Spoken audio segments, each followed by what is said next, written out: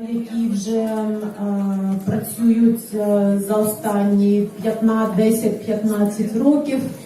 І тому для відкриття цієї сесії ми запросили нашого експерта Шатара Балаша, який ознайомить нас із існуючими механізмами фінансування та сталості організацій громадянського суспільства в європейських країнах. Балаш 7 років тому співпрацював з Офісом координатора проєктів ОБСЄ в Україні. І тоді результат нашої співпраці було дослідження кращих практик фінансових механізмів організацій громадянського суспільства. І ситуація сьогоднішнього дня показує, що це дослідження, а воно є на нашому сайті, ще актуально. Але такий ж час йде і декілька оновлення, коректировки, які Балаш сьогодні нам представить. Тому слово, Балаш, тобі, будь ласка. Якщо треба кому переклад, бо презентація буде на англійській мові, будь ласка, у вас є наушнички, якщо ні, там в задньому рядку можна взяти.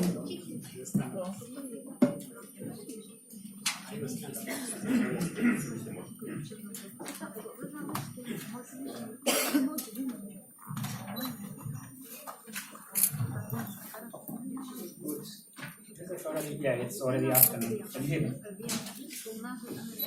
Yeah, it's on. It's on. Good afternoon. Still before lunch, so it's still not that bad. I don't try to wake you up all after lunch. My name is Balázs Sátor, as you could hear, and I'm a financial sustainability expert that worked with OSCE on this really exciting project, I have to say. I remember some of the faces from those consultations when we were touring around Ukraine and talking to NGO leaders, public sphere people, business people from all around the country. And that was really an educational exercise for me as well. And as Olga mentioned, I was also rereading that book just before I came here. And definitely the conclusions are still valid. And I was very pleased to hear the discussion from the morning that many of these conclusions were actually not only followed on, but taken much further. And you have achieved incredible things, even if it sometimes feels, from this heated discussion I understood, it feels still not enough, but I mean, just really try to remember what was said 8 years ago or 9 years ago, and I think it's worth celebrating what you have achieved as NGO sector and as your partners from the government or from the business sphere and from international organizations. I will not take too much time, and obviously I would like to go into details what has been changed since that study was compiled. But I really would like to focus on 2-3 factors that I believe you still have to take into account because some of the very detailed regulations are yet to come. So you have the broader framework ready, and now the detailed work is coming when you will have to negotiate who is representing, who is voting, what are the conflict of interest rules, how the NGO representatives are included into the discussion and where they cannot be included, because this is also part to discuss. So, just talking about NGO sustainability, I will start with something very strange. Can I ask you to put your hands up if you like Nick Cave and the Bad Seeds?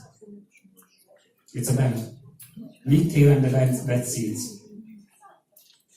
Oh, one hand. Oh, okay. 2, 3. Okay. You like it. Okay. Who likes Lou Reed? Oh, yeah. 1, 2, 3, 4. Who likes Leonard Cohen? Oh, there are Cohen fans as well. Who likes Nora Jones? Oh, Nora Jones' group is bigger. Who likes Imagine Dragons? Okay, there are some. Who likes Gogo Bordello? Oh, this is also quite a big group. So, was there anyone who liked all of them? who was putting up the hand when I asked about all of them. 3 of them? Somebody who liked at least 3 from that list? Okay? So, yeah, several. So I could potentially start walking to you and starting talking to you because your musical taste is very similar to mine. Okay? Or to any of you whose musical taste is very similar to mine. So what I want to make a point about that it would be very natural for me to talk to those people because we understand each other. We speak the same language, right? At least in this aspect. So it's also very important to recognize that for your governments, it's also easier to talk to the ones who speak the same language. For us as NGOs, it's also much easier to talk to the ones who speak the same language as we speak. And sometimes we have to talk to the other ones who don't speak our language, who like heavy metal, who like, I don't know, classic music, or anything else. And I think this is one of the learning points, even if it was through a kind of a symbolic exercise that I really would like to share with you. That what happened in Central and Eastern Europe during all of these processes, when we created the way how we cooperate with the government, and the ways how we practically influenced certain governmental funding schemes, it was very important learning after that often it was the same people talking around the same table. And I think one of the learnings that I really recommend you to kind of take from Eastern Europe, try to involve the other ones who don't think the same way, who don't like the same music. So this is one thing.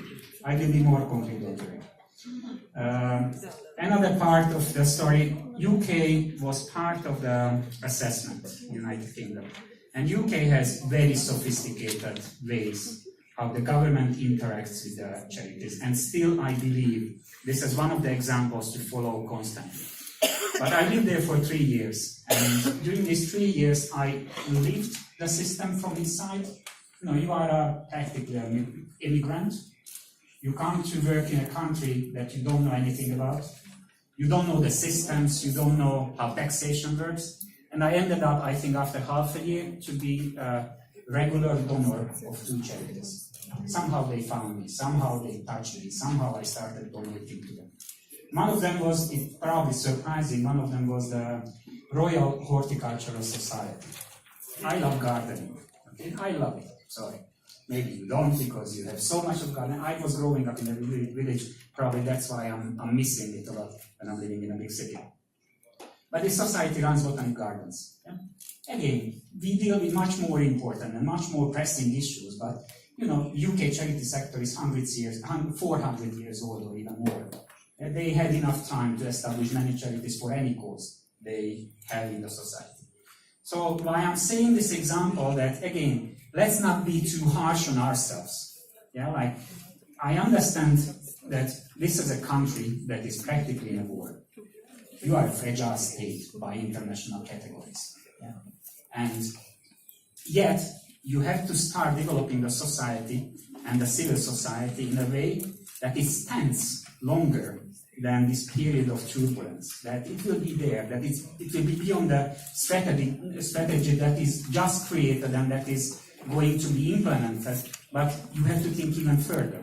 And that's why I want to talk a bit about the sustainability. You probably are aware that every organization has to be sustainable. But why is it important for the government that organizations are sustainable? Exactly because there will be always a need for somebody who is cultivating that botanic garden, even if there will be no governmental funding. I was reading a lot about Ukraine over the last couple of years, and I was very happy to see certain great developments. And maybe it doesn't feel the same from inside, but the estimate that your GDP will grow and this negative trend is turning back, it's a good thing. I don't know how you feel about corruption. Most of my friends say that it's a bit better. Again, I don't know, I don't do it, okay? I don't know how you feel about the role of the NGOs, and I was very interested to hear this heated discussion, but I think it somehow started to move, maybe not the right direction, but maybe yes. So I feel the good things. And again, I'm outside, okay? So it's easy. But why you need it? Why you need all of the government policies and everything? You need it because you need the charity sector that is dealing with the issues that the government will never deal with, because it's not cost efficient. There are certain topics that will be not favorable for the government to deal with at the beginning. We need to convince them. There are certain topics that effectively they cannot tackle. We need a charity for that. And these charities needs to be sustainable. And I'm going to skip some of the slides because obviously I'm running short of time. But the 5 ingredients any sustainable organization has is the financial, organizational, programmatic, individual, and contextual. And individual and contextual, usually I'm not talking about when I'm talking about sustainability in the West. I'm talking only in Eastern Europe. Because people who are moving charities somehow here are more important than systems, because we don't have so good systems. So it depends so much on your moral values, how your organization is moving. What type of, a gentleman was talking about entrepreneurial activities, and you were talking about that it's possible to do entrepreneurial activities and not to pay taxes if you reinvest your income. But it will depend on your moral values, how dirty deals you do in a country, and if you enter the gray zone or not, because it's financially beneficial to enter the gray zone. So individual aspect is critically important, but I don't want to talk about this. I want to talk about financial and contextual. And moving further, I will skip these slides, it will be in your slides. These are definitions of all these 5 categories. If I'm moving a bit further, and let me just move a bit here, I need to read it as well in what order I was putting it there. If you think of an NGO, how they should look like and how they should kind of financially be structured to be healthy, each NGO would need diverse and balanced income portfolio, so that you have various types of incomes from various resources, and you are not dependent on one. It's clear. I believe everybody wants it. That it has healthy relations to the state. It doesn't mean that it agrees with the state bodies, but it does practice dialogue, that it talks to the representative of the adequate state body and tries to engage in discussions. And this whole previous session and the kind of lots of energy in the room was about you trying to engage, and you try to engage meaningfully. And I think this is an important aspect that probably all partners, including the state side, has to understand. Meaningful engagement is partnership equal, not top-down. So I think that's what many people probably ask if it's not happening on the regional level, local level. They want to engage meaningfully because you are experts, you are NGO experts in your field. You want also long-term stability, and you want to ensure your clients, your people you are helping, that you will be able to run this program long-term, that you are not doing it only now when there is USAID budget for that, or governmental budget, or UNDP, or OSC budget for that.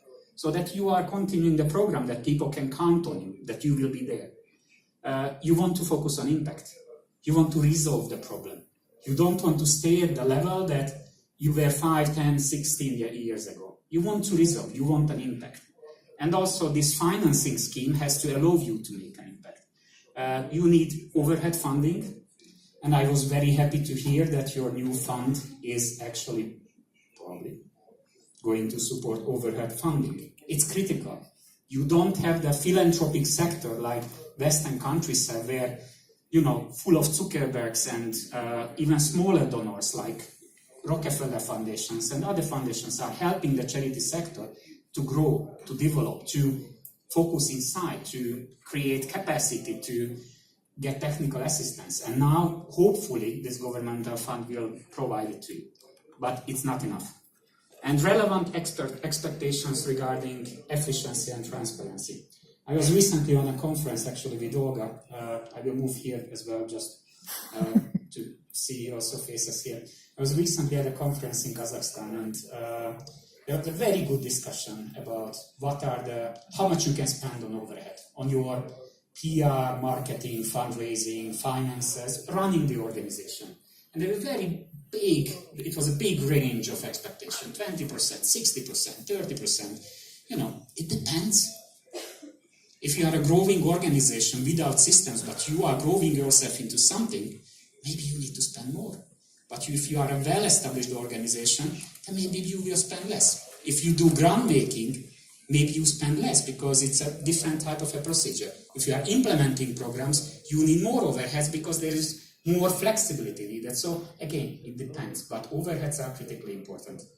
Let me show you what is on the government side. So I think what is also very important, and this was part of the research that we have done, and it was part of the recommendations.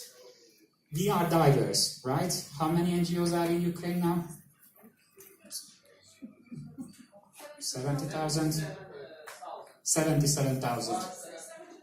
79,000? Okay, more or less, 79, 80,000 NGOs, yeah? How? Really active 31,000, okay. 31, 35,000, yeah, still 35,000 causes, yeah, like 35,000 approaches how we resolve problems. And small, big, national, regional, local, volunteer, paid staff, super expert, providing consultation for the governments, international, so such a diversity. And you know, it's very unfair to expect that governmental programs will cover this diversity, like this whole diversity. But it's also very unfair to expect that from the charity sector or the NGO sector that it accepts a unilateral approach, one way. Yeah, we are giving grants this way and no other way. I will talk a bit about Hungary and the Hungarian experience, which is something to learn from. Not the way how I wish you should learn from our experience. State funding mechanisms have to mirror this diversity. So there has to be funds available for large organizations doing innovation, doing more kind of service types of activities that you are providing the service. So it has to reflect it. And I think it's critically important to understand that these principles have two sides. It's like the coin, it has two sides. State funding has to finance overhead, we talked about this, but it has to finance also innovation.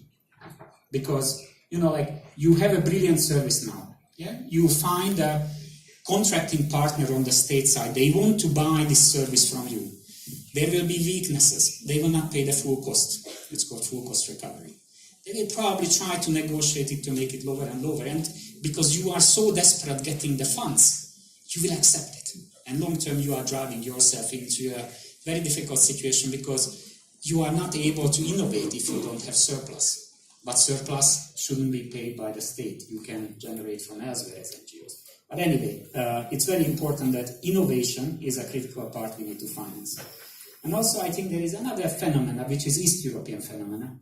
We very hardly find governments and NGOs the balance between representation and performance-based achievements or performance-based rewards. So you will have a body that will be consisting of, like, decision-making body of this national fund that will be consisting of NGO representatives and government representatives. How the NGOs are selected? Through voting, elections, yeah? Who will be elected most likely? Large organizations who can mobilize lots of support. And it will probably make the representation a bit kind of tricky, because the big ones will probably be overrepresented, gently the small ones will be underrepresented. But it can get balanced, so we can learn from it, and we can organize ourselves for the next elections if we feel underrepresented. So it's a great achievement what you have. But still, I think it's important that there will be always the cutting edge, the most innovative ones, which will find it very hard to get elected and to get this type of an influence. They will influence as well. Because the charity sector itself will not, NGO sector will not like them. Because they are too modern, running too much ahead. Okay? So this is also part of the learning from Estonia, Hungary, Croatia that you can take, that try to find a balance that representation doesn't kill achievements or results-based performance. And then, just going further, because Olga is already looking at me and trying to cut me off, not joking. Okay.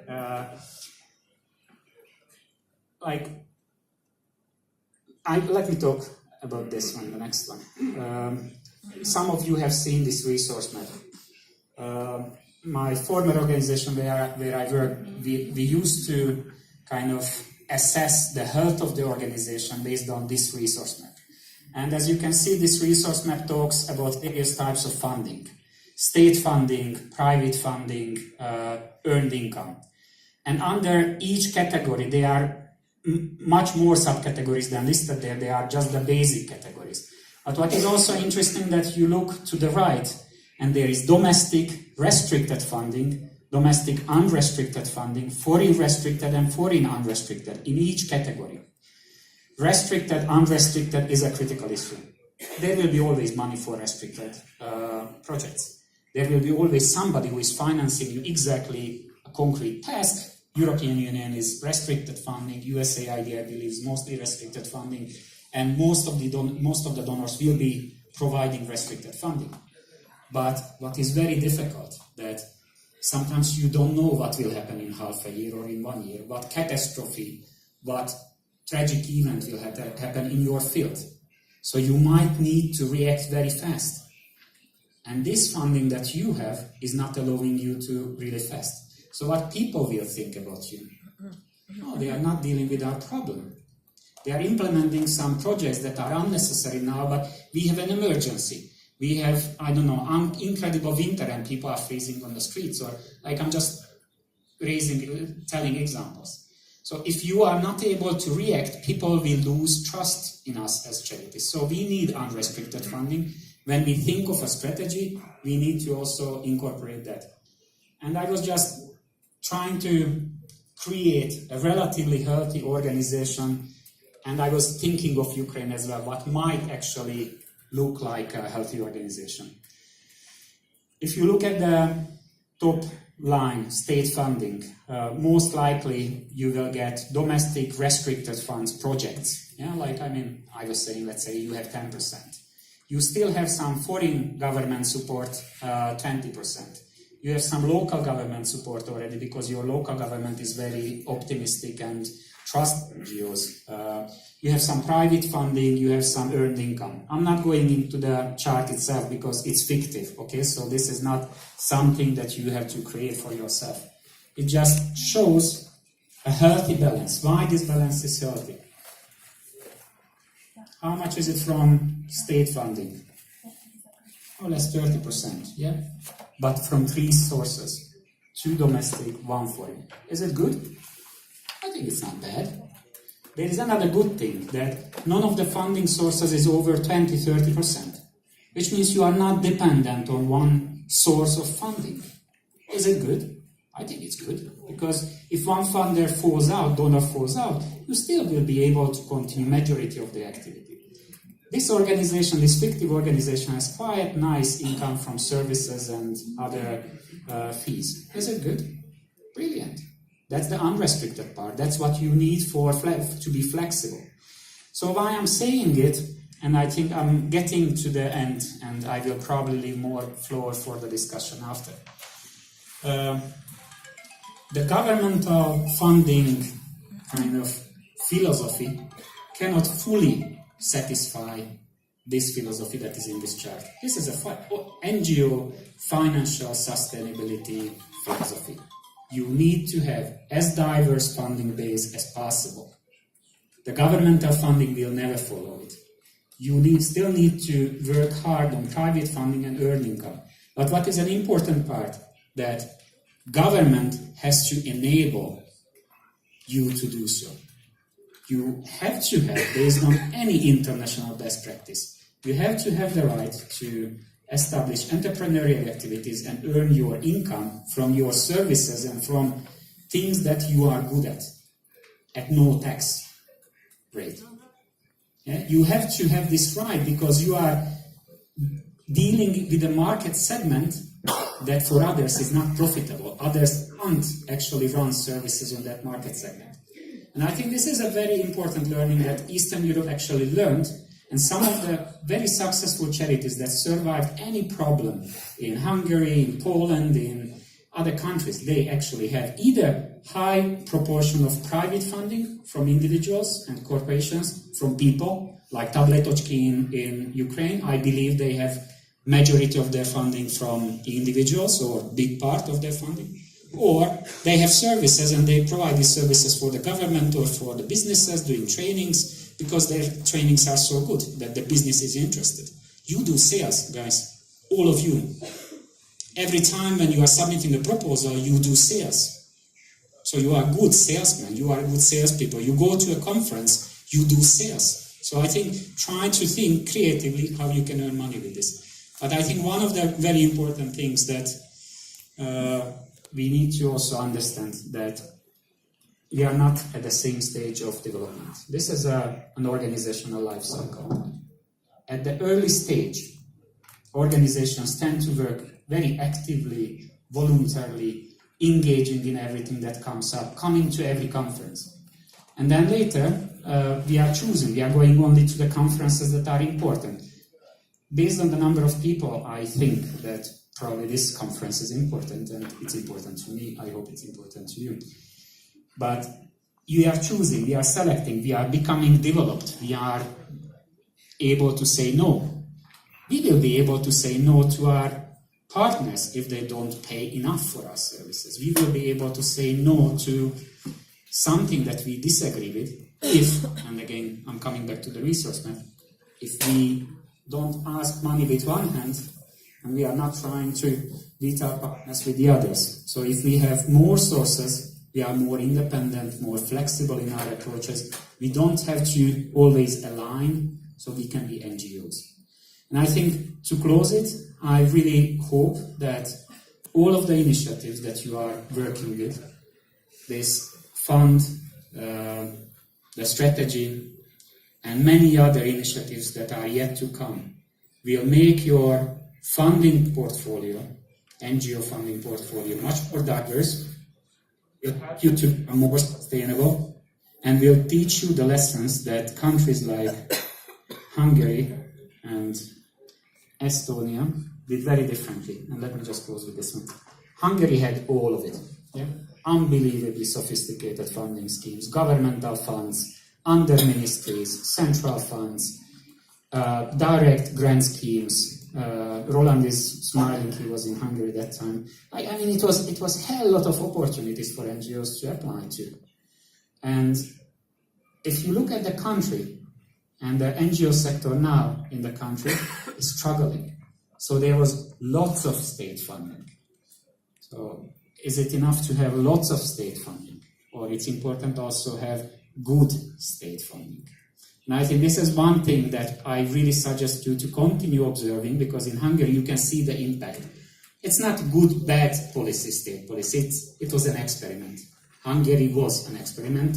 You just have to learn from it. You don't have to live through what Hungary was and the Hungarian NGO sector and the government sector was going through.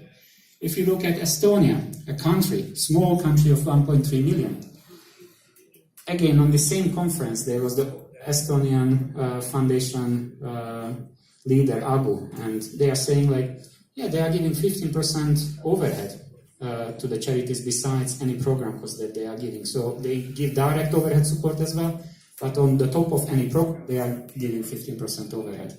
And I was asking, okay, and what is the reporting procedure? You know what he said? None. On this 15%, there is no reporting procedure. And when I was asking, okay, why? He was saying, we are controlling the 85%. So if we don't see any problems there, we can assume that the charities are actually doing a good job. So they don't ask you in Estonia what you spend the 15% on. Spend it on your development. So again, very different countries, very different context, very different possibilities. And after those years, 7 years after this study, I can say that we were right, Olga, spotting that there is something wrong in Hungary, because the Hungarian example is there, but it's kind of controversial. We were spotting the Estonian example that is good, we were spotting the Croatian example that is good. So there were some things we have spotted, but there were some things that we haven't, because that's what you can see now, 7 years after. So I hope that in 7 years we will talk only about success stories if you are inviting me again to talk to this conference. So thank you very much.